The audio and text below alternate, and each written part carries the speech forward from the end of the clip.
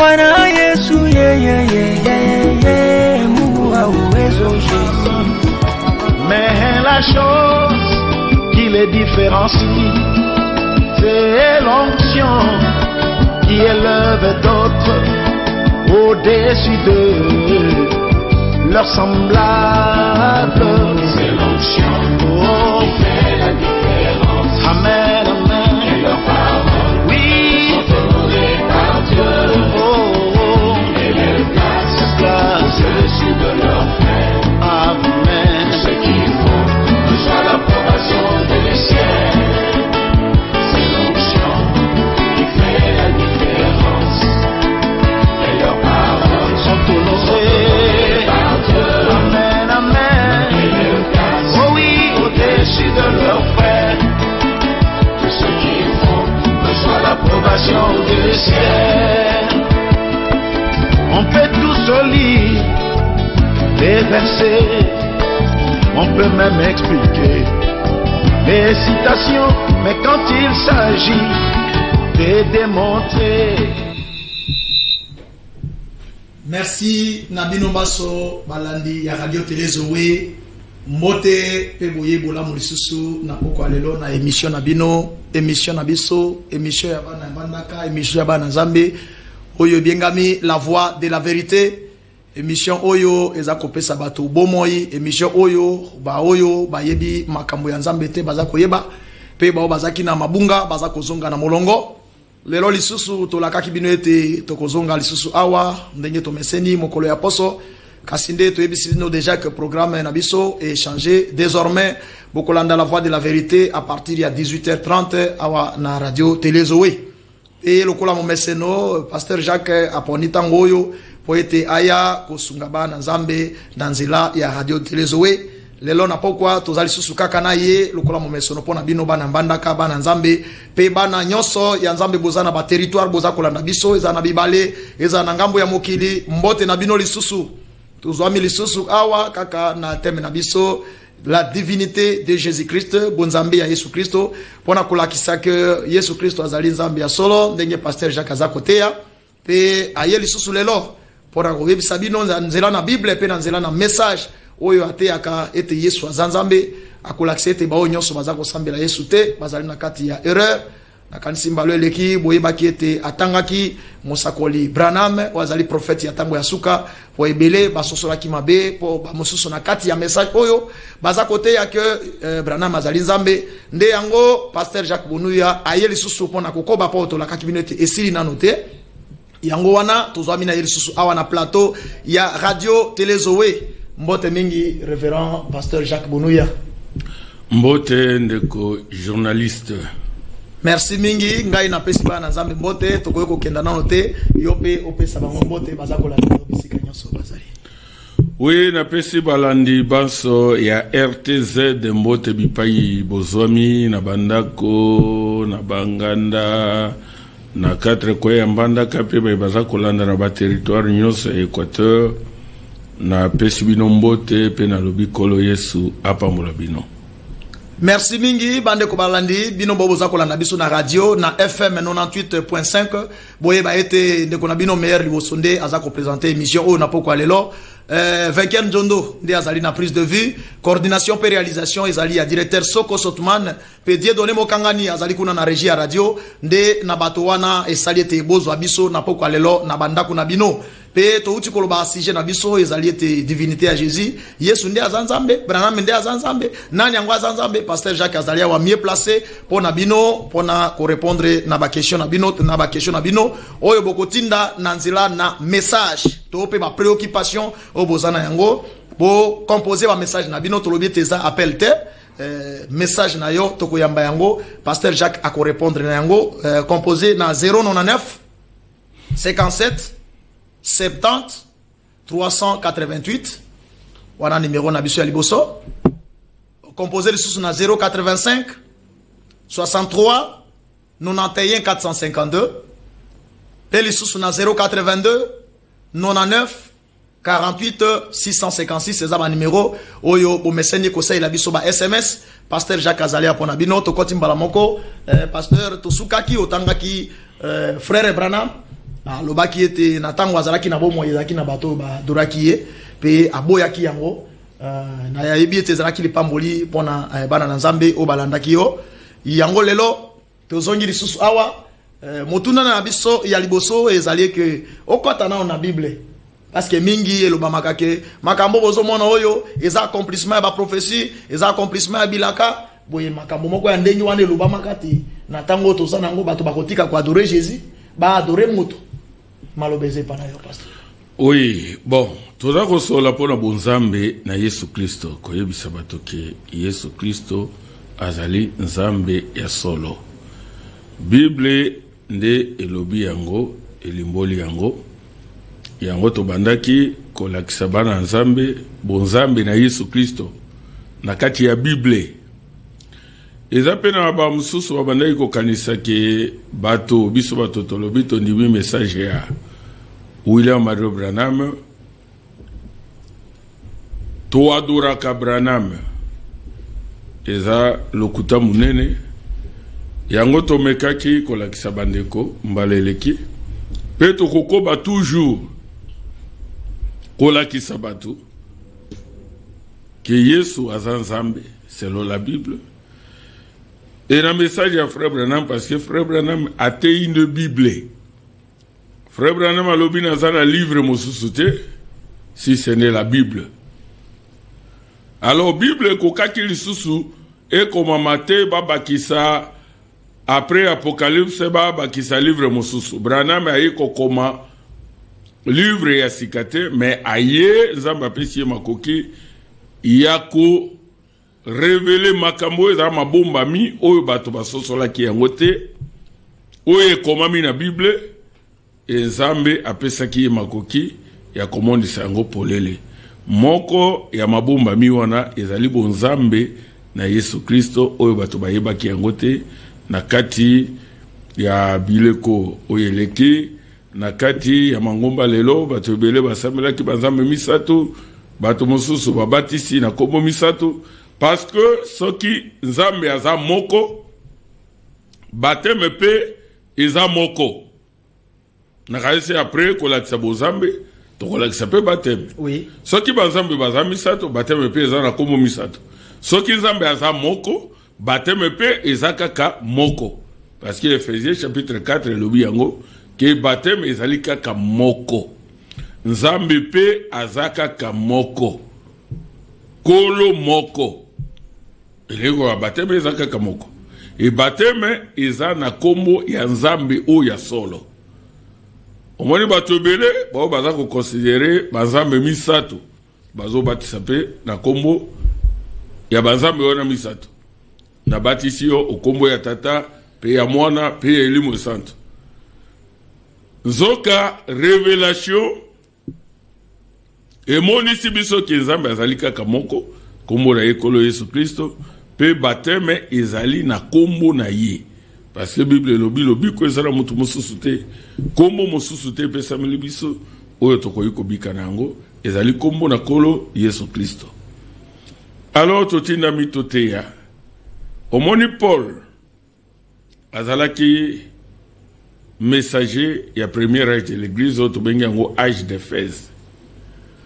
Paul azalaki mosali ya Nzambe et frère Branham alobi na tei lokola Paul. Paul azoloba wa avato kota musika na lingi na benda makanisi ya bandeko. Likole na Bible chapitre 1er ya Galate. Na baniwe na verset ya liboso Galate chapitre 1er na bandi na premier verset et nazoke enase. Paul apôtre non de la part des hommes ni par un homme mais par Jésus-Christ et Dieu le Père qui l'a ressuscité des morts. Alobi Paul ngai Paul Thomas kouta na mutute kouta na batute nanzela ya mutupete mais nazali Thomas nanzela na Yesu Kristo. Penzambe tata oyo asekwisaki Yesu Kristo na bakufi. Et tous les frères qui sont avec moi aux églises de Galatie. Obina bandeko bazala ngai longo moko tokobi makambo yo na église ya Galatie. Alors oui, que la grâce et la paix vous soient données de la part de Dieu, le Père, et de notre Seigneur Jésus-Christ, qui s'est donné lui-même pour nos péchés. Alors oui, ngolu pe kimia ezala epe samela bino ko uta na Nzambe tata pe na kolo biso Yesu Christ. Wana bato soba komona lokwa bato mibale. Mais alors oui, qui s'est donné lui-même pour nos péchés. Oya mi pesa ki ye moko. Pour la masumu na biso. Afin de nous arracher du présent siècle mauvais, selon la volonté de notre Dieu et Père. Pour ayako kango la biso na ekeke o mabe ko karamokano ya Nzambe na biso pe tata na biso. À qui soit la gloire au siècle des siècles. Amen. Na ye kembo libela na libela. Amen. Alors oui, je m'étonne que vous vous détourniez si promptement de celui qui vous a appelé par la grâce de Christ pour passer à un autre évangile. Obinazo kamo, ete bozo pesa mukongo, na ye oyo abenga kibino na ngolo na Kristo. Pe bozo kende, kolandaka sango malamu mususu. Non pas qu'il y ait un autre évangile, mais il y a des gens qui vous troublent et qui veulent renverser l'évangile de Christ. Ezali te sango malamu mususu ezali. Mais ils ont abattu bazo tiabino mobulu balingi ba balorela sango malamu na Yesu Christ. Mais quand nous-mêmes, quand un ange du ciel annoncerait un autre évangile que celui que nous vous avons prêché, qu'il soit anathème. Pour la lobby ezalabiso moko batoma. Ezalata mwanje na likolo. Soka ye kote ya bino sango malamu. Et que seni na oyo tote ya kibino liboso ala kilama mabe. Eza makasi. Eza autorité munene. Eza makasi po na bandeko biso ba etoza kote ya esengeli kokeba. Po la lobi ata biso moko batoma. Ata mwanja uti na likolo. Aye po abongo na sa malamu oyo. Ala kilama mabe. Nous l'avons dit précédemment, et je le répète à cette heure. Si quelqu'un vous annonce un autre évangile, que celui que vous avez reçu, qu'il soit anathème. Alors, il a répété, Ngai Paul, soki moto mosusu aye, kote abino sango malamu, oye keseni, na oyo biso tosi tote abino, moto wana, to mwanje wana ala kelama mabe ala ata mwanje na likolo eliko motinda mite oyamba n'importe quoi epesameli motu nyonso te ateya oyo alingi mais sengeli ateya oyo batoma basi bateya yango robi na verset 10 à l'obi, et maintenant, est-ce la faveur des hommes que je désire ou celle de Dieu? Est-ce que je cherche à plaire aux hommes? Si je plaisais encore aux hommes, je ne serais pas serviteur de Christ. Je vous déclare, frères, que l'évangile qui a été annoncé par moi n'est pas de l'homme, car je ne l'ai ni reçu ni appris d'un homme, mais par une révélation de Jésus-Christ. Alors, nazo luka lokumu na batute, nazo luka pena sepelisa batute. Alors, bisoki nako luka nano lokumu ya batu, tona sepelisa batu, nako za musai na Kristo te. Obi nazo yebisa bino bandeko, ete sango malamu onga nazo te ya bino, nazwi yango kouta na mutute. Na lakisa mina mutute, mais nazela ya emoniseli na Yesu Kristo. Yesu Kristo wana nde nzambe ya solo. Yende bomo ya seko. Yango moni batuma partout batamboli. Bazote ya kaka sango malamu na Yesu Kristo. Bazotombola kaka Yesu Kristo. Bazokumisa kaka Yesu Kristo. Pe soki motu atei nzambe mususu libanda na Yesu Kristo, motu wana alakelami mabe ozana se ya malédiction. Yango tango tolobi émission na biso ezali la voix de la vérité. Eli koloba mungungu ya solo totinami tote ya kaka Bible. Tote ya kaka Yesu. Parce que Yesu ne liloba. Liloba nde Bible. Mais Bible yango kotanga yango lokola journal te. Parce que so kotangi Bible lokola journal, okokanisa lokola ozana kati ya solo. Okomona pe bato basambelaka bazambe misato. Bakoloba atomona ki yango Matthieu 28:19 Eloyi bokende kolesa babota nyonso bayekolela ngai kobalisa bango na kombo ya tata mwana pe molimo mosato. Ekomona lokola aza na raison. Mais tuna batu bazalaki wana Pierre, Batoma, mususu nyonso, nani yango abatisa mutu moko okombo ya tata mwana pe molimo mosato? Eleyi koloba so obatisi boye obatisi bato otangi Bible lokola journal. Okomona Jésus ye moko alobi azoloba tata na ngai. Tata na ngai.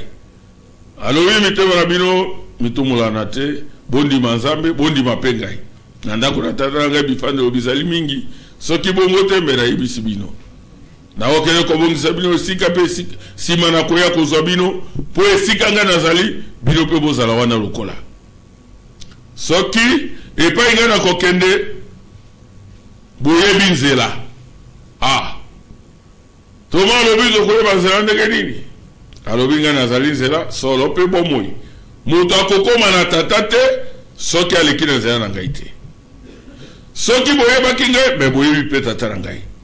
Pe banda sikoyo boza komona ye, pe bosi boyebi ye. Philippe alobi me lakisa biso tata pe okokala biso.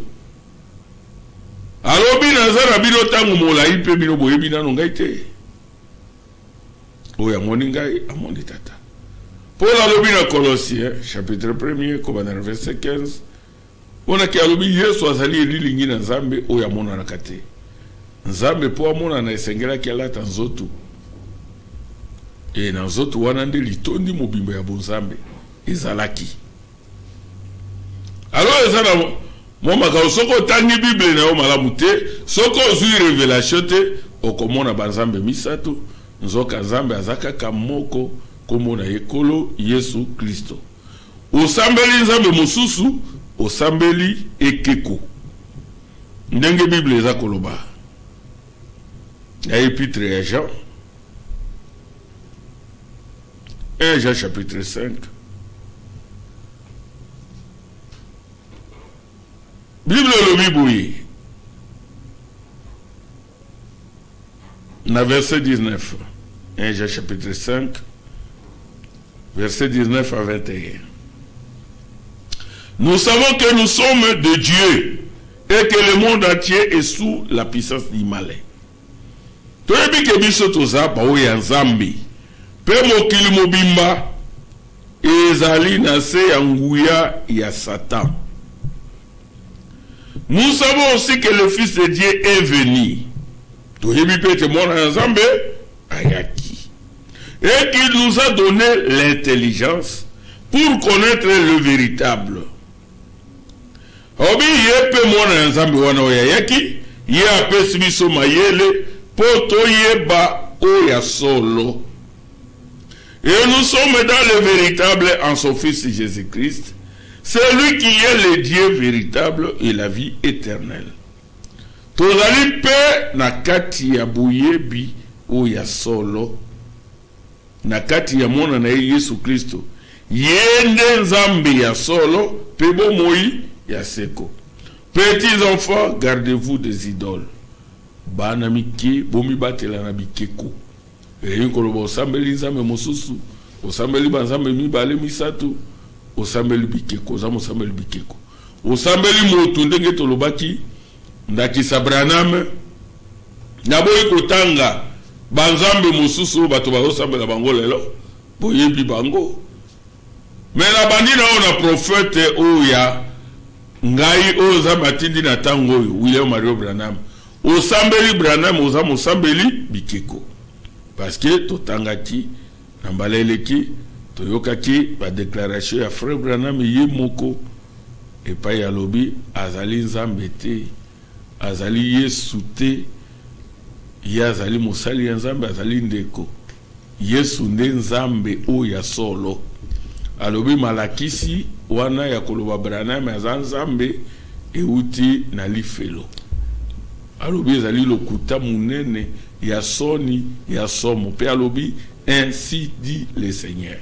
Oui, merci Pasteur Jacques. Wana eza yo motozoloba na message oyo eza koloba mamengi eza likambo ya kuwanga na te ya kubunga te eza na bato oyo baza kusambela Branham bazali be batanga ka pe broshi ba bi batanga na kati ya broshi avant nazonga na motuna epai na yo wana za kolengela parce que Pasteur Jacques yokozala malamu bato oyo baza kolanda radio télé Zoé toyo kandenge Branham aza koloba pona tina na kosambela ye to kosambela yete ekozala bato babate wana Pasteur Jacques alobinde ye moko bande ko balandi na lobiete toza awa na Pasteur Jacques Bonuya pona bino tozozela ba message na bino déjà na moni moko déjà ebandi kokota tozozela yango ba réaction na bino na 099 57 70 388 085 63 91 452 082 99 48 656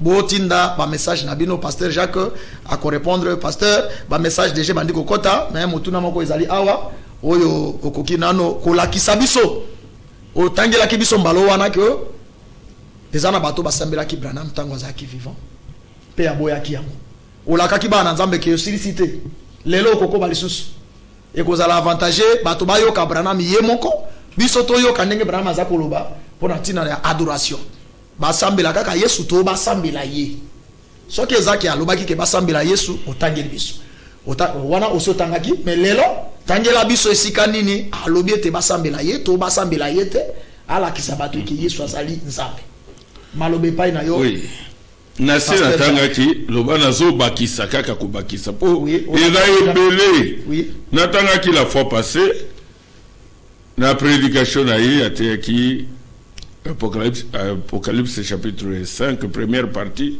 le serpent écrasé et pas wapi ye moko akanaki alobi nazo tika mosala ya koteya parce que bandeko balingi bakomisa ngai motemeli ya Kristo balongoli ngai na place na ngai ya mosali ya Nzambe ya mwana ya Nzambe balingi bakomisa ngai kolo Yesu balingi na bwakama libanda ya lola nzoka ngai na lingi na telemata na kende liboso na kolo lokola moto ya bolembu mais non pas lokola motemeli na Kristo. Alors abundisaki mate ya wana bato babandaki ko baptiser na kombo ya Branham tango nano Branham ye moko azana bomoi na Canada partout etambola ikuna o Branham Messi na biso et alobaki ngai na kotika koteya alors bato nyonso oyo baza auteur ya doctrine wana bengaki yango dogme wana alors bango bakosamba parce que nga na côté ya lisusu te alors milimo wana oyo kokaki kobika na mateya na ngai bakobika lisusu te alors bato wana bako répondre après akendeki akeko bondela tango azo bondela ne amonaki vision ya nyoka oyo aza elilingi ya Satan olakisa Nzambe alakisi eke mateya wana euti na Satan pe amonaki nyoka wana zi nduki na ye abeti nyoka wana ekati ye na mibale ezokisi ye peza na katikati alingi apanza ye mutu ndeko moko azali pembeni wana abeleli après nyoka wana aseklipse Branham abi ok nayebi ke akosala esuma be mingi te parce que si azoki blessure ya zui wana eza blessure moko mortel mate ya wana ekosala eso eloko te nzambe akopermettre ngai nazonga na champ de mission nde Branham azongaki na champ de mission akobaki kote ya Yesu Kristo mpe ayebisi bandeko bi mate ya wana euti na sata euti na lifelo eza lokuta munene ya somo ya soni aye koloba lisusu awa na prédication aye na livre des âges de l'église page 320 na troisième paragraphe exposé de cet âge de l'église page 320 troisième paragraphe. Je voudrais faire encore une comparaison parce que même kuna na serpa écrasé alobai ke nzambe asola ki na obita la bato bazo koma komona ondengo na Branham parce que basalika ndenge moko ndenge basalaki na Jean Baptiste ezalaki na tango moko yo mokili umelaki bazoki sous prophète te Jean Baptiste ayekoya alors tango bamoni Jean Baptiste akoti en scène bamona yeke zande Messie yewana bato ebele balingai basambela ye koloba azali Messie heureusement ye moko alobaki naza Messie te naza mongongo oyo eza kokanga na kati ya lisobe nzoka Jean Baptiste ayaki selon prophétie ya Malachi 3 et William Marion Branham aye selon prophétie ya Malachi 4 yango ye moko aza koloba ko comparer ministère na ye na oya Jean. Alors je voudrais faire encore une comparaison entre le messager prophète de Laodicée et Jean, le messager prophète qui a précédé la première venue de Jésus. Alors nalingi na comparer na kokanisa Mosakoli messager prophète oya Laodicée na messager prophète oya yaki pour préparer première venue de Jésus. Oya yaki avant première venue de Jésus. À l'époque les gens ont pris ce dernier pour le Messie. Jean chapitre 1er verset 19 à 20. Nathan oya Jean Baptiste bato bazwa ki Jean Baptiste lokola Messie. So tangi na Jean chapitre 1er verset 19 à 20. Bible dit voici le témoignage des gens lorsque les Juifs envoyèrent de Jérusalem des sacrificateurs et des Lévites pour lui demander toi qui es-tu? Obitala témoignage à Jean tango bayuda batinaki na Yerusalem banganga nzambe pe balewi pona kotuna ye Yohani yo zali nani? Il déclara et ne le nia point. Il déclara qu'il n'était pas le Christ. Jean-Baptiste a déclaré qu'Alobaki yango pour le Alobaki nazali Christo te. Or, ce messager prophète du dernier jour aura une telle puissance devant le Seigneur qu'il y en aura qui le prendront pour le Seigneur Jésus. Donc un messager prophète oyo ya mikolo na suka wana Branham azoko milobela ye moko Branham azoko milobela akozala na nguya moko liboso na Nzambe na leke tawo bato bakomona misala ya nguya oyo Nzambe akosala na nzela na ye bako zoye lokola Yesu Kristo lokola Messie. Au temps de la fin, donc Abraham Azoloba, il y aura dans le monde un esprit qui séduira plusieurs et leur fera croire cela.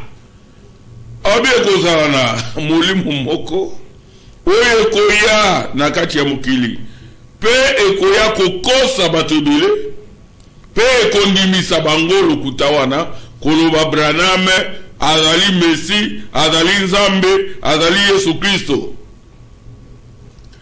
Matthieu chapitre 24, verset 23-26. Branham atangi Bible alobi, car il se lèvera de faux Christ et de faux prophètes. Ils feront des grands prodiges et des miracles au point de séduire, s'il était possible, même les élites. Alors, oui, le moment qui, Christ, Bakoya, il y a le côté, il y a Pakolami, il y a le côté, Pe, Basakoli, il y a le côté, Bakoya, Bakosala, même à Tabilembo, Bikamwa, Nandeke Bakoyu Kokosa, Soki et Kokaka, Ataba Ponami. Soki est possible. Mais mon Ponami, à Kubungate. Voici, je voulais annoncer d'avance, frère Branham Alobi, Narie Bisibino Yango. Boye bango ke molimu wana ikoya. Asi amonaka yango déjà. Amonaka yango déjà à l'avance. Pe alobaki yango, lelo pe tozo monango. Alors voici, je voulais annoncer d'avance. Si donc on vous dit, voici il est dans les déserts, n'y allez pas. Voici il est dans les chambres, ne le croyez pas. Yesu yemoka alobaki yango na Matthieu 24. Branham me pe azolobango. C'est eux qui sont allés kuna. Oh, yé kuna. Bato sont allés au moni. Branham le quoi zaki na libandi na zaki aéroport. Il y a cet esprit. Obi bonzambe mobibe bana iko kota na kati ya Branham. Kombo ya sika na Nzambe nde Branham. Ke Mateo wana ezote yama. Branham Nzambe. Bazo adore Branham. Yesu alobaki yango. Branham pe akebisa ki bato. Alobi bakoloba azakuna na lisobe obi bokende te bolanda yete voici il est dans les chambres ou dans la chambre kuna bondi matin ne le croyez pas bondi mangote mais ne croyez surtout pas cela frère obi bondi mayangote il n'est pas Jésus-Christ messager prophète oya la Odyssée ya tamu na suko ayeli biso message Azali Yesu Christo te. Il n'est pas le fils de Dieu. Azali mwana Nzambe te. Parce que le fils de Dieu, le fils de Dieu, on a comme F. Il y a majuscule. Le fils de Dieu, on a Azali Yesu Yemoko. Et le fils de Dieu, c'est Dieu lui-même. Azali fils de Dieu, on a Mounen te. Il est un des frères. Mais Azali Moko yaba frère yaba ndiku. Un prophète, Azali prophète. Un messager, Azali motindami. O ya tindami po ate yabato sango na Yesu Christo. Un serviteur de Dieu, Azamosali Yanzambi. Il n'a pas besoin de recevoir un plus grand honneur que Jean en a reçu quand il était la voix qui criait, je ne suis pas le Christ, mais il vient après moi. Alors, le messager prophète William Mario Branham a besoin de gloire mosusu te kaka musali ya Nzambe musakoli muto ya ye komema batu epai na Yesu Kristo parce que Jean-Baptiste ayaki lokola précurseur ya première venue avant Yesu aya kokufela biso Jean-Baptiste ayaki na message koloba na batu bondima oya koya sima na ngai yazaki liboso na ngai na ye ko bongisa zali liboso na ye yende mwana pate na Nzambe molongoli masumu na mokili esengeli bondimela ye abatizaki meme alobinga na batize bino batema ya repentance mais bondima oya koya sima na ngai yende Yesu Kristo. William Branham aye pour ko préparer commission na Nzambe apesi ye pour ko préparer épouse na Yesu pour na boye na Yesu mbalaya mibale bato babima na mokili babima na kati ya masumu bato babima na kati ya confusion babima na kati ya idolâtrie kosambela ka banzambe mibale misato mais basambela Nzambe moko kombo na ye kolo Yesu Kristo yende Nzambe ya solo Nzambe mosusu azati lelo soki tondimi véritable Nzambe ezali na zela frère Branham soki lelo yo toye koyeba baptême ya solo ezali na kombo na kolo Yesu ezali message ya Branham. Branham ye moko abasami na kombo na Yesu. Branham atei bozambe na Yesu Kristo. Branham asambeli Nzambe kaka moko oyo abengami kolo Yesu. Merci pasteur Jacques toyoki déjà ba message za kokota au milengela pona ko zwa ba message wana tolingi to tuna soki ozana atali komi moko lisusu toyoki oyoki otangeli yango nazotanga ndenge nini naza koloba soki boy bato baza kondima bongo stati batangi yango te to peza liko kokisama ya molimo wana eza ko séduire bato bazotanga frère Branham apesi ya prophétie na mikolo ya suka molimo moko ekoya na mokili ekomema bato bandima ke Branham nde Nzambe e yango pe esiye soko ozali oyo ya Nzambe te parce que Bible elobi meme ntango Jésus alobaki molimo wana ekoya na ndenge soki ekokoka eséduire baponami mais moponami akokosama te soko oza moponami te molimo wana ekokanga yo okoadore Branham okoboya Yesu batangeli okomona Yesu oboyi Branham ondimi yango eza molimo ya lipengwi ezali ba prophétie nazotanga lisusu na prédication adoption partie 3 bato nyonso bandimi message ya frère Branham wana nyonso mate ya frère Branham bayebi yango meza mate ya frère Branham wataki yango na même 1960 ona uti kotanga kuna ezaki na 1963 paragraphe 196 adoption partie 3. Oh, c'est Sœur Scott, je crois, qui est assise ici. À mon sœur moko na kati église obi oh Sœur Scott, oh yavandiawa. N'est-ce pas vous qui étiez chez nous aujourd'hui? Et dali yo tendo zaki nanda ko para biso lelo. Il y a un enseignement qui circule quelque part dans le monde, dans différentes régions du pays. J'en ai beaucoup entendu parler, et selon lesquels Jésus serait ici, sur terre, qu'il marche dans un corps, qu'il se présente là et fait telle chose. Obi enseignement moko marakisi moko ezako tambola yo na kati ya mokilobi, Yesu azalelo na kati ya nzoto na kati ya mokili oyo. Jésus azali na mabele na mokili azotambola na kati ya nzoto, qu'il se présente là et fait telle chose azosala ba makambo. Ça c'est un mensonge. Branham alobi eza lokuta. Son Saint-Esprit est ici et il cherche à placer son église, à mettre son église en ordre. Frère Obi eza lokuta nzoto na Yesu ezali awa te na mokili lelo.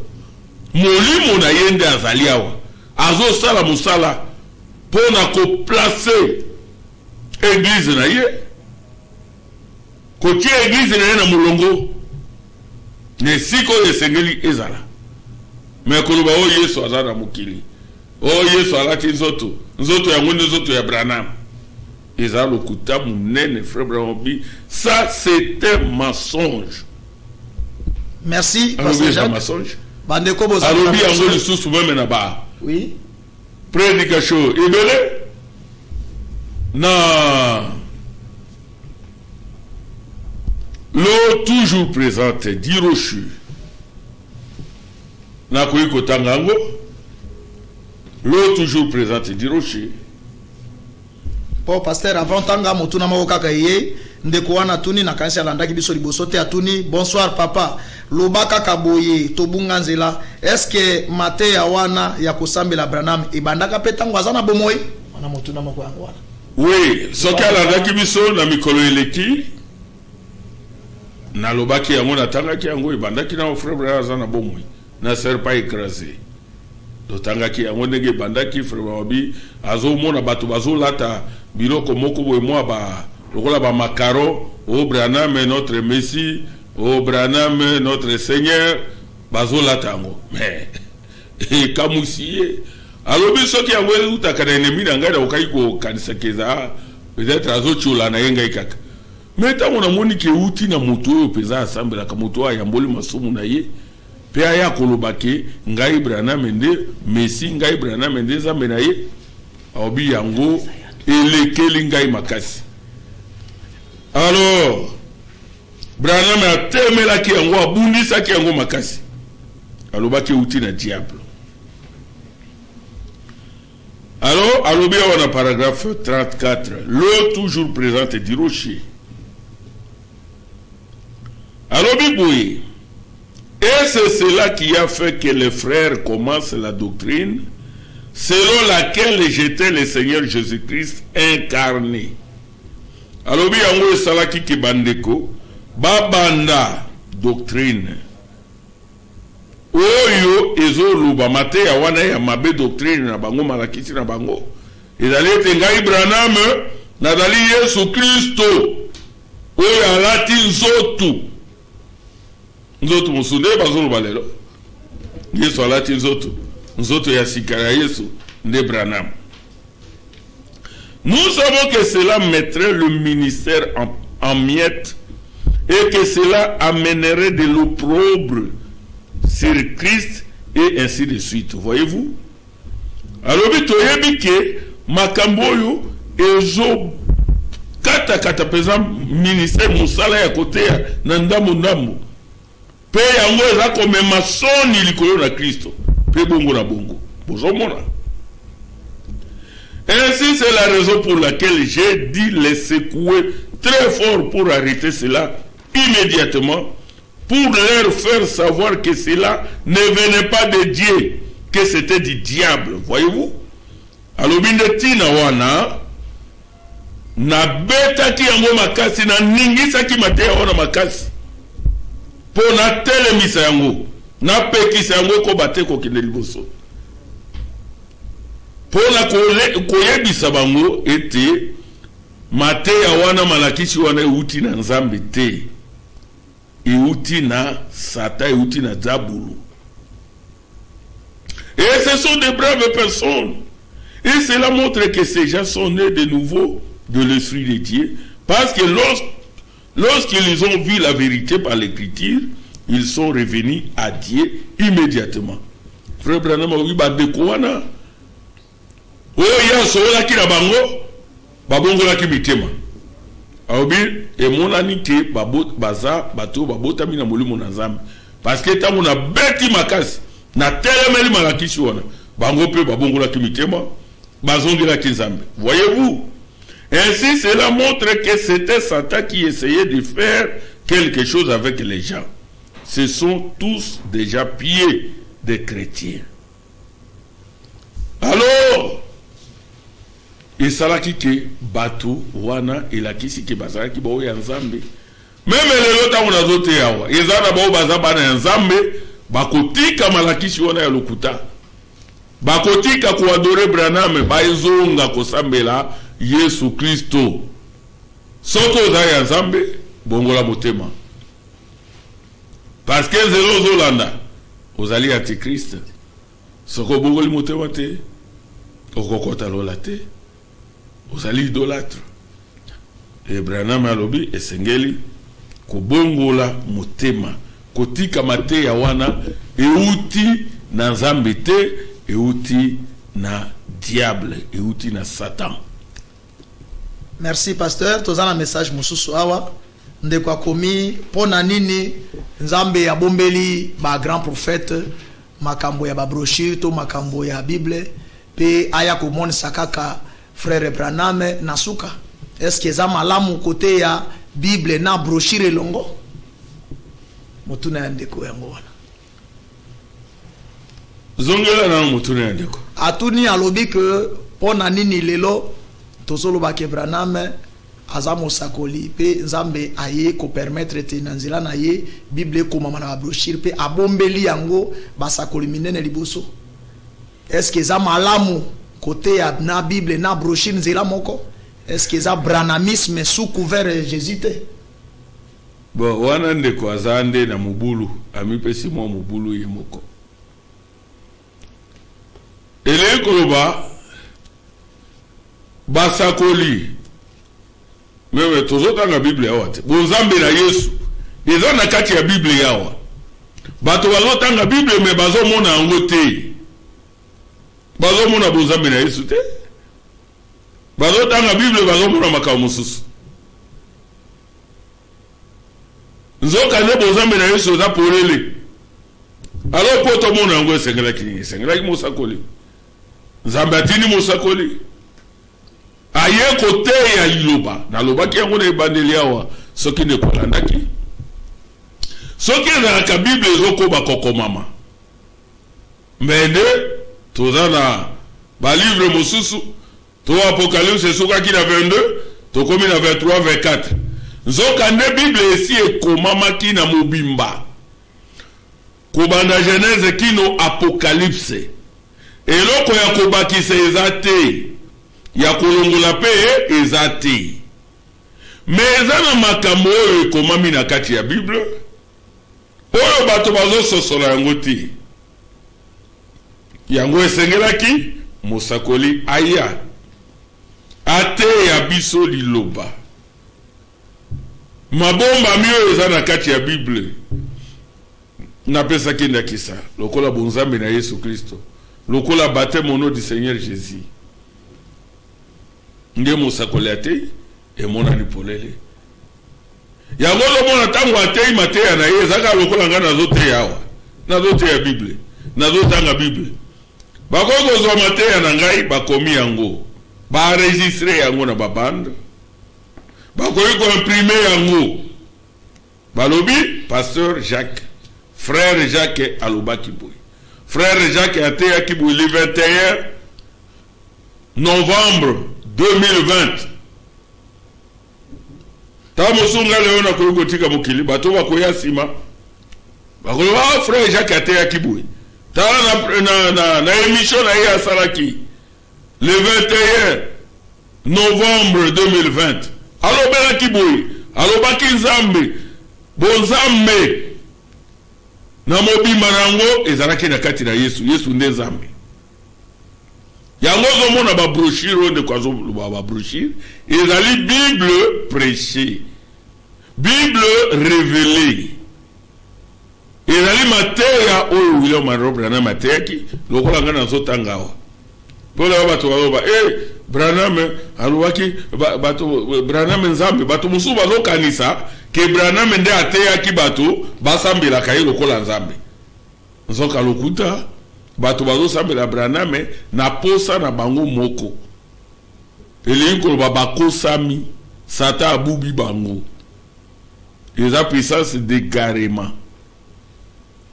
Oui, pasteur, toko kolobani neza lokola soki totali to ndenge olimboli nde pesinga na tuna motuna oyo ekoza lokola ndenge ezalaki ba Paul bazalaki koteya pour Nouveau Testament ezalaki te ezalaki kaka rouleau ya Ancien Testament lokola ba livre wana ba Éphèse ba Corinthiens ekoza lokola ba brochure oyo Paul azalaki kotinda na ba église te olobi penza ya solo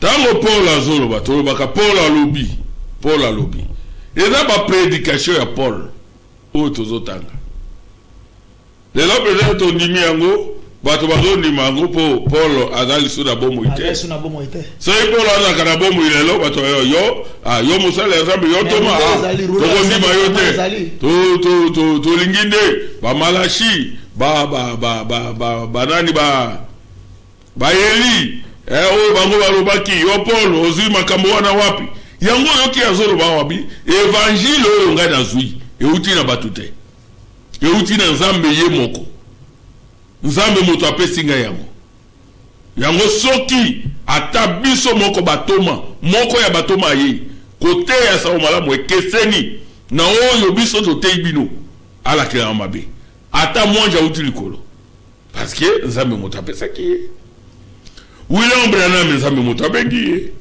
William Branham abotami prophète Nzambe abandi ko traité na ye banda mukolo abotami aza bébé muke colonne de feu ekiti Nzambe abandi ko batela ye nano aza muke alobi yo komela te kobebisa nzoto na basite parce que ozala musala munene oyo Nzambe atindaki yo na mokili pona yango eti Nzambe abandi kokutana na ye Nzambe akomissionné azalaki abandaki na église baptiste yake Nzambe asololi na ye banzambe bazambisa te bateme eza na kombo ya tata mwana molimo santo te bateme eza na kombo na Yesu Kristo abandi koyebisa bo Nzambe eza na kombo na Yesu Kristo ake pa na pasteur na ye ya église protestante ezalaki pasteur Davis ayebisi ye alobi nzambe alobi na ngai bateme oyo ezali conforme te na écriture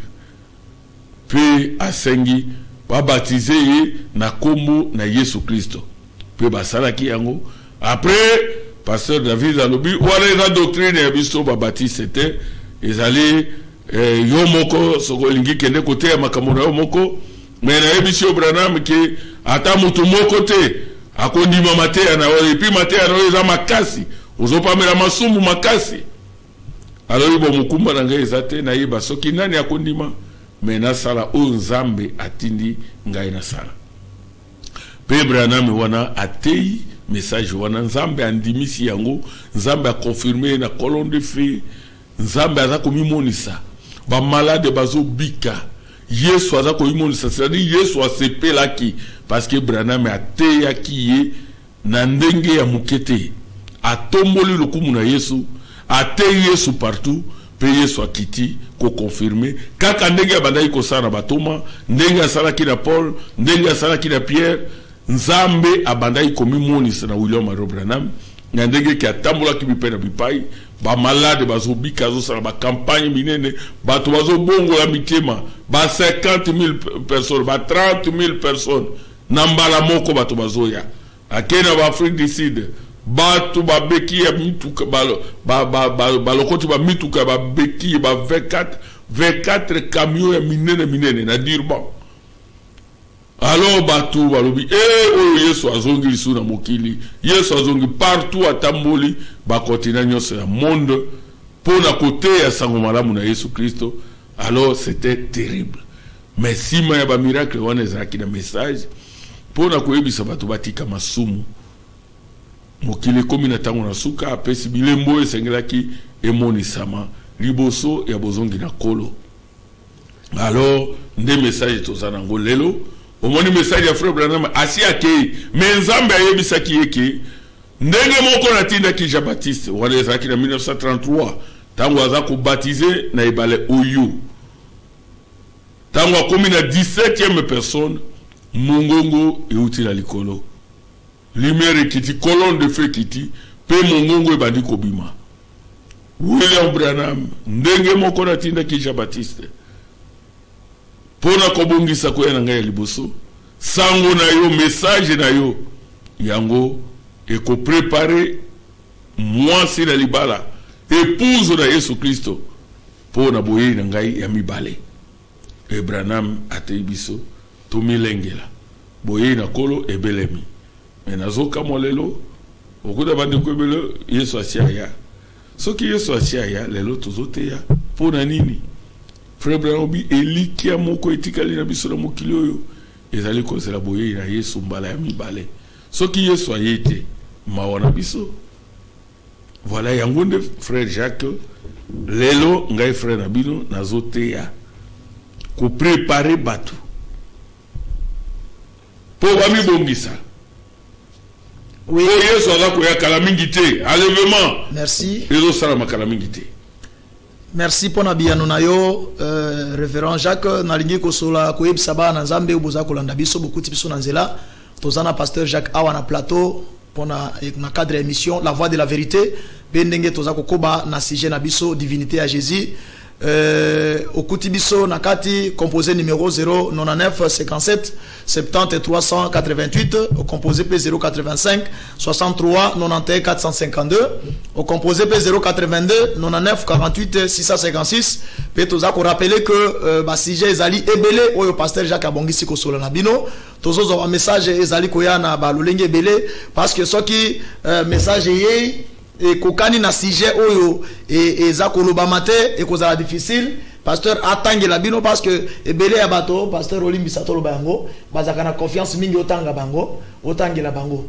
Alors tozo bisaba na Nzambe sujet tozana yango ya divinité à Jésus Christ préoccupation na yo yango nde to ko recevoir yango bien même ba sujet na moni sujet mususu ya baptême pasteur auti koloba awa okuti biso na zela ete kalate ata poso ya sima mission moko ya sur le baptême eko ya motuna na déjà to bombi yango okozwa yango pasteur bana na nzambe batuni yawa ebele batuni balobi presque frère Branham ye azali prophète na kati ya Ephésiens 4 to azali ndekwati STP na ebite soki alingi aloba nini motuna wana yepa na yo oui nga na préféraki otanga nambo ya mituna otangi ata eza hors sujet ata nini oyo tokoki ko répondre yango a bloc to répondre parce que bamusuba okanisa tozokima mituna te na limboli yango polele parce que sujet eza na ndenge tozo aborder yango olaki bango déjà que sur le baptême ezoya lokola toza kolobela pona divinité ya Jésus Christ eza attaché mbala moko na baptême motuna na yo ndeko toboyi yango te evandi pasteur peut-être akoti biso na nzela pasteur ako répondre na motuna na yo sur le baptême. Alors lelo toza na kati ya divinité bande ko balobi merci pasteur pour olongoli biso na kati na kozanga koyeba tozalaki kolanda kilikili lelo tozoyeba ndende komoso atuni tango zoloba pona frère Branham atuni ke olobi frère Branham basambeli ete basambela ete ndenge moko aboyaki boya za prophète yango wapi aza na kati ya Ephésiens 4 to ndekwati STP na ebite eloko nyangaki aloba frère Branham azali prophète kaka ya Ephésiens 4 te azali prophète majeur nara ya Jean-Baptiste nara ya ba prophète lokola Malachi nara ya ba prophète lokola Élie. D'ailleurs c'est le suite d'Élie selon Malachi 4 nzambe alakaki kotinda esprit d'Élie peut-être prochainement tango tokolobela yango nakoya même na Bible tokotala ba concordance ba référence ndenge nini balakisi Eli ya Malachi 3 parce que nzambe alaki kotinda esprit ya Eli na kati ya mokili 5 fois. So otali premièrement ezalaki Eli ye moko Eli le Tishbite. Après Eli le Tishbite nzambe atindaki même esprit wana ya Eli likolo ya Élisée, prophète Élisée. Azalaki l'esprit ya Eli na kati na ye. Après Élisée troisième fois esprit Eli koya na kati ya mokili ezalaki likolo ya Jean-Baptiste. Bible lobi akotambola l'esprit ya Eli. Yende azali accomplissement ya Malachi chapitre 3. Et Malachi chapitre 4 yango ezali ministère ya William Mario Branham. Okomona ta walobi Eli na Malachi kuna batangi meme kombo ya Jean-Baptiste te. Mais tant que Jean-Baptiste azali accomplissement ya Malachi 3 na kotinda to manangai akobongisa za liboso nangai pe koloboza koluka akoya na kati ya temple na ye. Malachi chapitre 4 ezali ministère ya William Mario Branham ezali Eli aye mulimo Eli ye likolo ya mutu William Mario Branham pona kozongisa biso na foi apostolique kozongisa biso na kondima ya batoma. Yango message ya William Mario Branham ezali message moko libana ya Bible te mais kozongisa biso na sango malamu oyo batoma bateyaki pe makambo esengelaki emonisa mapoleli na mikolo oyo na suka esengelaki emonisa manazela ya William Mario Branham. Voilà azali prophète majeur azali prophète te lokola mineur lokola prophète ya Ephésiens 4 te azali prophète majeur depuis l'Ancien Testament ezalaki prophétisé wana encore il faut ça la ongolu parce que Bible ezali livre moko ya prophétie et puis ezapé livre moko ya ba mystère mabomba mi esengeli nzambe asunga yo a révélé yo po oya komona makambo. Et là, le Jean-Baptiste. Bah, tu vas Jean-Baptiste, kuna, totali Nouveau Testament, Ancien Testament, Mobima. Tout le monde comment Jean-Baptiste, kuna te. Et puis, il y a le beau dans la Bible. Mais place, c'est Jean-Baptiste, c'est ça qui Malachi chapitre 3. Et c'est là, il y a une révélation. Tango Jean-Baptiste, à côté de la scène, et c'est là qui est Élie. du colonel. Oui, merci pasteur. On a déjà Toto Kenda Nasuka. Tozui ndeko alobi merci bandeko yo batanga kabranam bate ya kamakambwana batanga kabranam te ndeko sozi réponse na yo pasteur alobi teza molimo oyo branam asia lobaki pe amonaki yango ndeza kotambola kati na bato bandeko to la kibino ba message na bino esie komi ba message sur le baptême ba message sur oui mososo ye à Ephésiens 4 déjà ozui ya nona yondeko tango tindi message komi déjà mais pasteur asia lobi yango azali prophète majeur pasteur wana tozoki na suka mutuna moko ezali awa conseil nini okopesa na bato oyo bazana no ko adorer Branham na esika na Yesu pe ba oyo bandimi message ete pona malakisi wana ba mosusu pasteur tango bayokaki yango olobaki balo wana ke bao balingaka Yesu soki bayoki ke moto ya ko adorer ezande Branham bakosepela te. Conseil nini okopesa d'abord na baoyo baza koteya ete Branham bazanzambe baza ko adorer ye pe bao baza kondima yango pe ba mosusu ba tika ba lemba kondima message pona malakisi wana toli nini pona bato. Ouais. Toli na kopesa bango ezalika babongola motema nano Yesu ayete komi na trop tard te ngolu ezanano babongola motema avaye koma trop tard avali waye komela bango to avaye Yesu azonga parce que soki Yesu aye akuti yo za ko adorer Branham okota lola to za idolâtre pe okokende lifelo alors motu nyonso oyo alingi Yesu ndenge na lobaki akoyi ko supporter te adoration ya Branham soki moto aza réellement na Saint-Esprit oyebisi adorer Branham akoyi ko ndima yango te à moins que aza na Saint-Esprit te et wana mauvais esprit akozwa place na kati na ye po andimisa que Branham aza Dieu mais oyo aza na Saint-Esprit même soki azwi na Saint-Esprit aza semence ya Nzambe ekoboya elo mona kati na ekoloba non nakoyi ko adorer Branham te po Branham aza mutu abotami lokola mutu azalaki na mabunga na ye lokola mutu mais moto atikala kosala libunga te kombo na ekolo Yesu Kristo. Frère Branham aza koloba boye nazotanga eloko moko na prédication ya ateyaki l'alliance confirmée d'Abraham ateyaki yango le 18 mars 1961 paragraphe 150 yokanenga zoloba. Eh bien, je ne suis pas le Messie.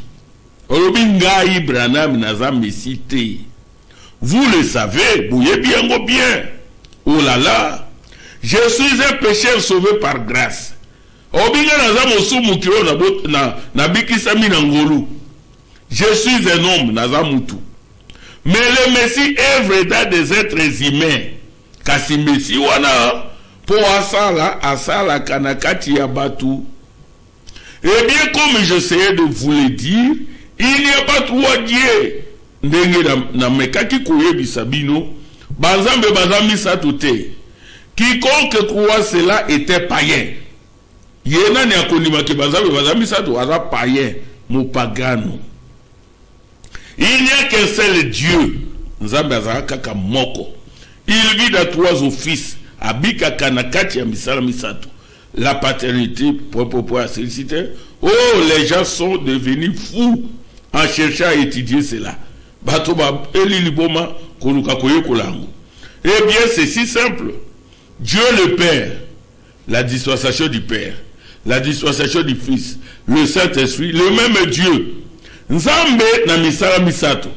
Et là, il a tamu abengami tata. Oyenda kelaki nyonso lola pese baanje batu banani nde aza tata ya nyonso era na eteni oyo Nzambe aye kobengama mwana ezali tango alati nzoto aye mpona kokufela biso na ekulusu nde abengami mwana eza na dispensation ya Saint-Esprit ezali Nzambe tango aye kovanda na kati ya mutu banda mukolo ya Pentecote Nzambe azongi bo Nzambe na kati ya lingomba na kati ya mutu moko te me na kati ya lingomba sous la forme du Saint-Esprit yango yoki tata mwana mulio musato ezali Nzambe moko na misala misato na trois dispensations na trois étapes ye moko wana bengami tata kaka ye aye kobota balokola mwana kaka ye lelo azali Saint-Esprit na kati ya lingomba na kati ya bana na ye na kati ya basali na ye azali mesite azali nzambete na ye lisusu kotanga na prédication ya Jéhovah Jireh ateyaki yango le 10 août 1957 paragraphe 71 alors oui eh bien sœur je ne suis pas le Messie vous savez cela je suis juste son serviteur le plus petit de tout son royaume nazali ya muke na kati ya bukonzi ya Messie. Je ne dis pas cela pour être humble. Boka certains zolo bango po o komiki sande zo sala yende ngwana zolo ba ela komiki tisa yende Messie azomikisa. Brana malobi na zolo bango te pour komiki tisa. J'ai dit cela comme étant la vérité. Na zolo bango loko la likamo ya solo. Car avec toutes ces choses que Dieu a faites, eh bien, je devrais avoir la foi pour déplacer les montagnes. Alors, bien, nous sommes en train de ministère d'Angaï. Nous avons la foi pour déplacer les montagnes. Mais je confesse mes péchés. Nous avons la foi pour Angaï. Nous avons la foi pour Angaï. Nous avons la faiblesse. Nous avons la voyez-vous, je suis navré. Ceci pourrait ne pas être l'âge. Ceci pourrait ne pas m'être permis.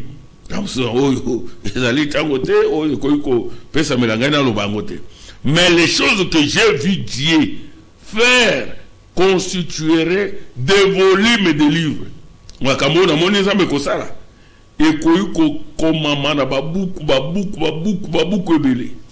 Et ensuite se tenir là et avoir quelquefois de haut et de bas comme n'importe qui d'autre. Mais il y a des fois où on a des difficultés. Mais la Bible dit qu'Élie était un homme de la même nature que nous. Et il priait avec instance pour qu'il ne plût point. Et puis le Bible Élie a zaki moto mokolokola na lulenge mokolokola biso. Et abondela ki pombule e betate, pombule betakite. Et les golobate ba miracle Élie a salaki akisi moto na Mont Carmel, azalaki motute. Et les golobate ngai Branham makambo na sali e ko wata ba livre belé nde sali ngai kinazala motute tona ko manzambe. Non. Mais la Bible dit qu'Élie était un homme de la même nature que nous et il priait avec instance pour qu'il ne plût point, Bien, maintenant, si j'ai donné une illustration correcte à partir de cette Bible et montré par la Bible que lorsque Jésus était ici sur terre, les gens se tenaient comme vous maintenant et lorsqu'ils connaissaient leurs problèmes, ils déclaraient que c'était là le signe du Messie. M'avez-vous déjà entendu prêcher là-dessus auparavant? Et frère Branham Wazo Lubakaka Kola Kisabatu, que peu importe, Ndengeni Nzamba Koiko Saelaye, Azali Mutu, Azali Nekonabiso, et Eli Nzamba Saela qui m'a combiné. Mais Eli Azaki n'a pas faiblesse naïe, Azaki n'a pas haut et bas naïe. Voilà. Oui, pasteur Ndekomoko Atuni a lobby au Sungaena, citation Tangaki, na l'adoption, na l'eau toujours présente du rocher, Azana Posana Yamoyi Koba Landi Malamute.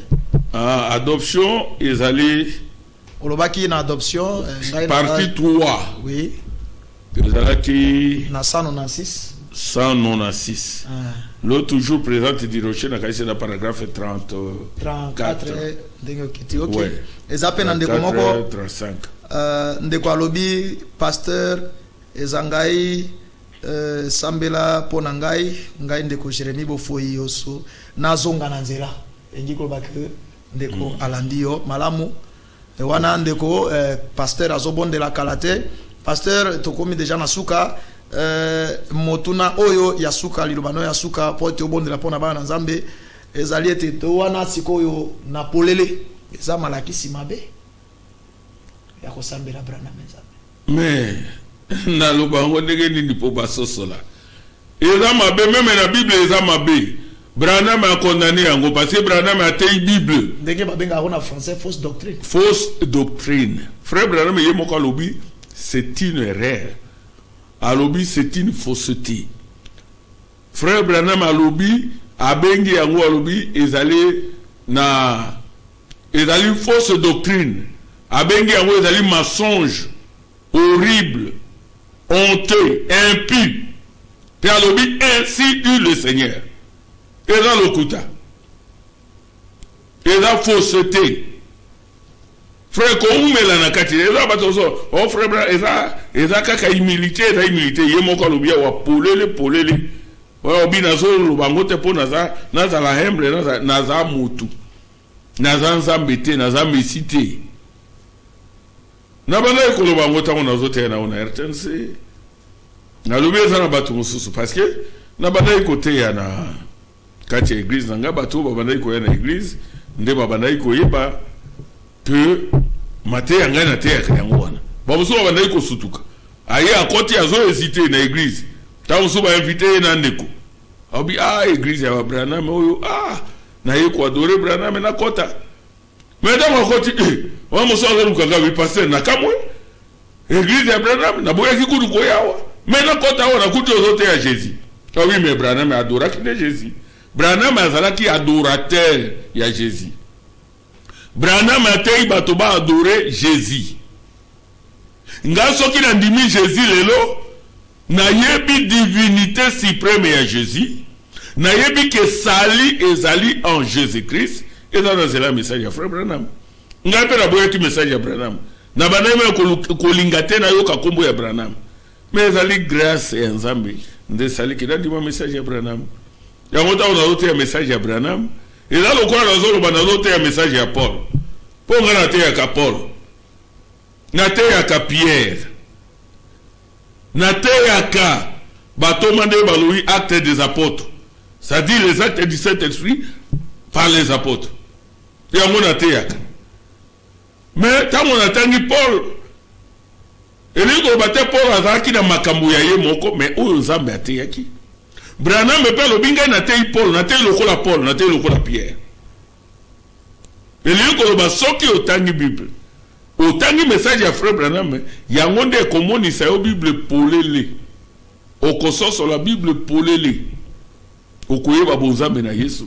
Okoye ba ko servir Nzambe parce que na Bible Amos 3:7 et le Nzambe akosala likambote. Il faut d'abord à révéler ba secret naïe, plan naïe, et pas na ba umu naïe ba sakole.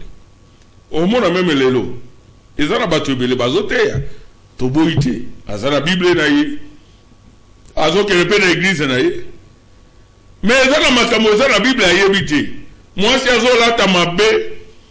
Kamo soko zana moi si moko malamu, asala kanaye kobote, asala kapitete, mais azo la ta mabe bilamba libumu libanda.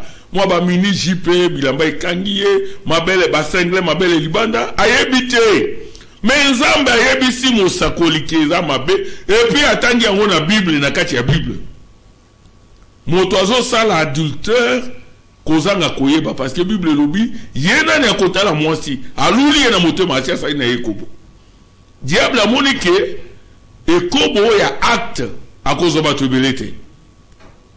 Mais comme on a convoitise et mis au bruit. Moi, c'est ce qu'elle a dit, mabe. À l'équipe, Mobali ou attendre à Molumo, ya pité, ya ekobo. Et c'est lui. Même à pasteur. Ce qui a dans le Saint-Esprit, à Kangola Mité. Pourquoi le pasteur rebelle va quoi à Kanakache l'église? Parce que Bazo Lata a mis exposé, Bakoui c'est Libanda, Liboumou Libanda, Mabelle Libanda. Papa pasteur a quoi? A noté la Bible, mais à dans la Kachia. Voilà un peu Tina importance prophète. Merci pasteur Tango Komi Akobondela déjà pasteur Rosa déjà sous l'onction bana Nzambe boye bango pasteur Jacques Abondelaka to komi na tango yo pasteur Azobondela pona bino ozana ndako tika distraction ozana likambo tozana ba témoignage déjà ebele to kolekisa yango bokoyoka ba témoignage ya bato babiki na libondeli ndenge pasteur Jacques Azakobondela awa. Pasteur Malobe Pai na yo, obonde la pona bana Nzambe, bongo ngai na kusukisa. oyo nalingi nabondela mpona yo ndeko na ngai ya mwasi ya mobali oyo Yesu abetamaki na ekulusu. Bible elobi na mapipi na ye tobikisamaki, elingi koba yo obikisamaki, asengi na yo seulement au croire. Ngai tango nazobondela Yesu. Yesu aza nzambe moko ya nguya, loboko na ye eza mokuse te. Epai ozali soki na chambre na yo, soki oza wapi, soki atala kati ya bwatu, soki na nganda, soki wapi, loboko na ye eza mokuse te. Nazobondela tia kondima. Oza malade simba parti ya zote zobela. Oza na rekete na yo, tombola loboko likolo, olanda prière. Mokonzi Yesu nzambe munene, yonde to tomboli yo, parce que oza mokonzi munene, ozali incomparable. Nzambe lokola yo tomona yete. Liboso na yo musu azalaki te, sima na yo pe akozala te. Ozali nzambe. Na yebisi bato ke oza nzambe. Na yebisi bango ke oza mobikisi. Obetamaki na ekulusu, pe na mapipi na yo babikisamaki. Bayebaso baza kobela pe basimbi banzoto, oyo eza kobela to binama ya nzoto eza kobela. Loboko na yo ya nguya esimba bango. Nguya oyo esekwisaki yo Yesu na kati ya bakufi. Esimba banzoto na bango. Pe maladi na tango oyo, na autorité ya parole de Dieu, na kombo ya nguya na Yesu, na pesi mitino na bilo ba démon ya maladie, botika banzoto ya batu wana. Au nom de Jésus. Ezala yo lingwa oyo koti, olingo longola bango prématurément na kati ya mokili.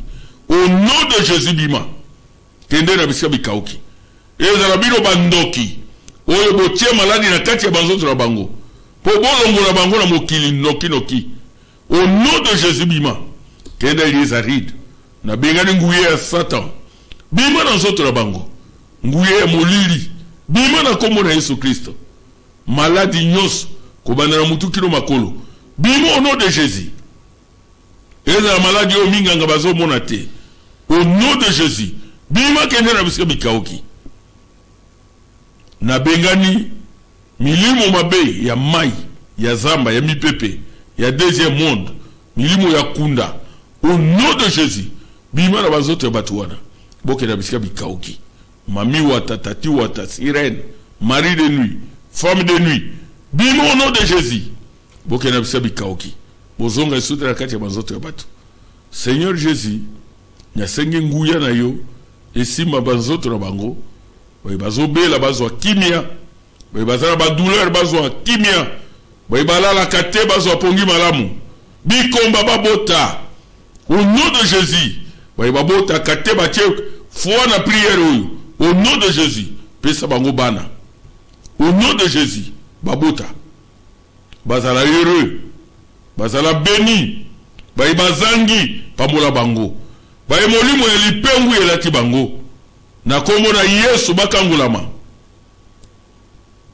Bazonga na nzela ya vérité. Pour yo Jésus de vérité. Kolo pambola bayoki nyonso. Batie foi na prière oyo bazala béni. Kimia ezala na mabota ya bana na yo. Kimia na ville ya Mbandaka. Kimia na province ya Équateur. Kimia na RDC. Pambola bakambi ya mboka. Kobana na président de la République. Parce que ezali recommandation oyo nzambo pesi biso na Bible. Pambola gouverneur na biso. Pambola baibaso. Baza kosala pona kokamba province oyo. Kimia na ville ya Mbandaka. Na kombo na Yesu Kristo. Amen. Merci Pasteur Jacques pona libondeli. Merci Nabino bao nyonso bolanda kibiso. Tala kande na maloba wana na libondeli ya Pasteur Jacques tokomi na suka. Bolanda kinde komeyer nde animaki émission oyo. Bo bolanda biso na radio. Noé Mokuba yazaki na prise de vue. Junior Ifufa na directeur na biso Soko bango bazalaki kuna na coordination pe na réalisation émission oyo. Bandeko oyo botindi ba SMS. Tobwaki ba SMS na binote. Na ebiete boza ba fidèle auditeur ya radio Télé Zoé. Tolobiete émission na biso ya sima. beaucoup de réponses na ba question na bino pe na ba préoccupation na bino. Botika la toujours branché, toujours fidèle na radio na bino. Poko elamu na mabota nyonso balanda kibiso na poko alelo. Ezala basali na nzambe nyonso bisika bozali na ba église sœur bisika nyonso bozali eza na territoire ya Bolomba ya Makanza ya Ingende bino nyonso mbote sika bolandi biso pe ba na nzambe nyonso nzambe apamola bino nde tokutani mbala ya sima poko elamu o mabota mabino.